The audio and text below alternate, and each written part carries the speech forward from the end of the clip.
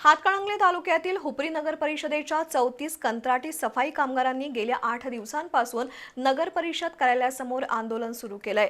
नगर परिषद प्रशासनानं या आंदोलनाची दखल घेतलेली नाही। आज अखिल भारत हिंदू महासभेनं या आंदोलनाला पाठिंबा दिलाय। दरम्यान मुख्याधिकारी अजय नरळे आणि पोलीस निरीक्षक सत्यवान हाके यांना निवेदन देण्यात आलंय। तातडीनं मार्ग काढला नाही तर सामूहिक मुंडन आंदोलनाचा इशारा देण्यात आलाय।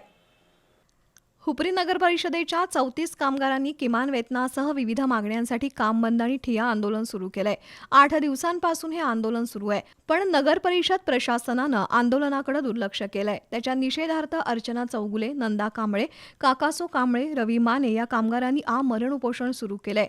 आज हुपरी शहर अखिल भारत हिंदू महासभेनं या आंदोलनाला पाठिंबा दिलाय।